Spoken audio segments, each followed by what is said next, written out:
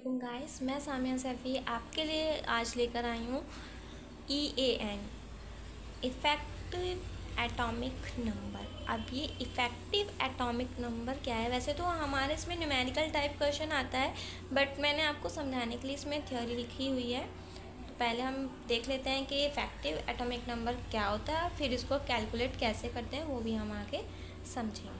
Okay, तो हम सबसे पहले देख लेते हैं कि क्या होता है, किस लिए इसे यूज़ किया जाता है।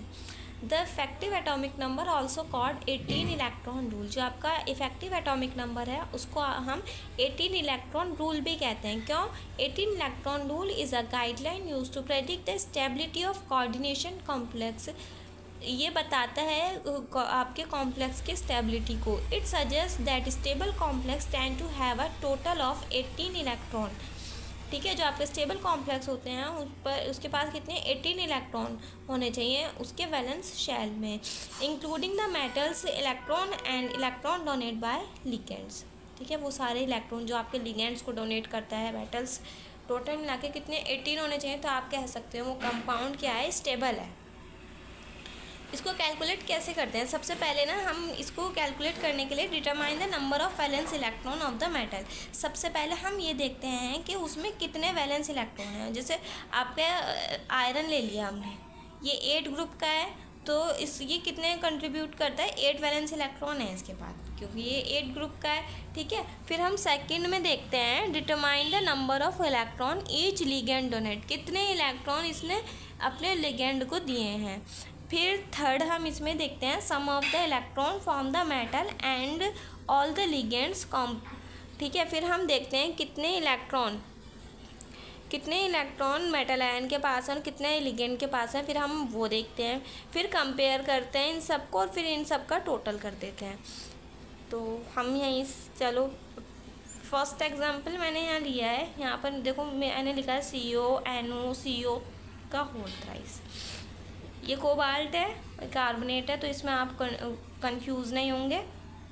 ठीक है, कोबाल्ट का जो वैलेंस इलेक्ट्रॉन है कितने होते हैं, 9 होते हैं कोबाल्ट के पास, जो इसके वैलेंस इलेक्ट्रॉन होते हैं।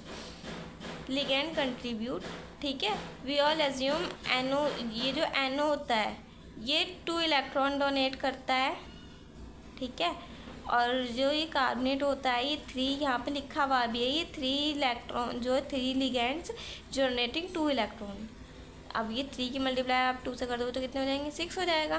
तो यहाँ मैंने लिखा है जो इसका ये कितने इलेक्ट्रॉन डोनेट कर रहा है, 9, ये कितने कर रहा है 2, और ये कितने कर रहा है 6। ठीक है, तो आप इनका टोटल कर देंगे तो ये 17 आएगा। हम और एग्जाम्पल से देखेंगे, ये तो सिर्फ इसके लिए मैंने लिया था, हम आगे देखेंगे तो आपको इजीली समझ आ जाएगा।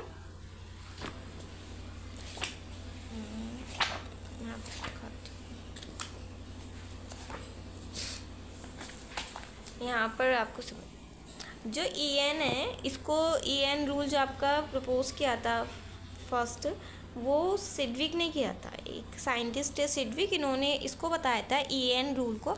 हम इसको ना इस तरह से लिखते हैं, EN को हम ना, मैंने एक फॉर्मूला बना रखा है यहाँ पे हमने, Z - X + 2y। अब ये जो Z है ये तो आपका हो गया atomic number, central metal atom है जो, ये आपका वो हो गया। अब ये X क्या हो गया, X ऑक्सीडेशन स्टेट हो गई आपकी सेंट्रल मेटल एटम की। ठीक है, अब ये जो वायो है ना आपका, ये नंबर ऑफ लिगेंड होगा। इससे आपको बहुत इजी पड़ेगा, किस तरह से, जैसे मैंने यहाँ लिखा है K4FeCN6। जो K4 है, पहले आप ये बता दीजिए K का जो एटॉमिक नंबर हो गया 26 हो गया। मेरा रूल क्या है, Z - X + 2 है, तो K4 सेंट्रल मेटल एटम मेरा क्या है, K, तो K का मैंने एटॉमिक नंबर लिखा 26। ठीक है, फिर मेरा X क्या होता है, oxidation state of central metal atom.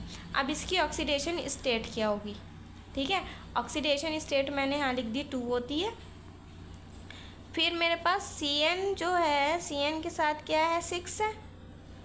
ठीक है, अब इसकी जो ऑक्सीडेशन स्टेट होती है वो कितनी होती है, मतलब कितने लिगेंड हैं, ये 2 लिखा मैंने यहाँ पे, इसकी मल्टीप्लाई कर दी। अब देखिए 26 - 2, इसको पूरा कैलकुलेट करेंगे तो 36 आ जाएगा।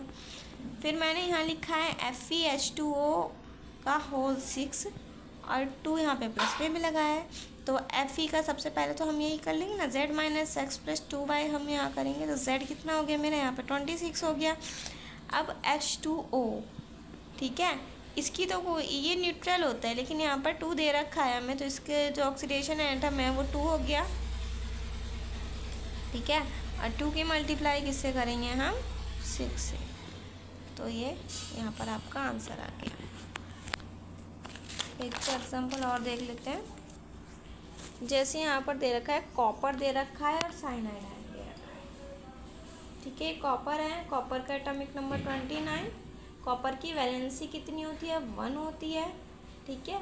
Cn कितने दे रखे हैं, 4, और 4 की मल्टीप्लाई किससे करना है हमें, 2 से, क्यों, इसकी वैलेंसी हम यहाँ पर रखेंगे, इन सबको टोटल कर देंगे तो आपका 34 आंसर आ जाएगा।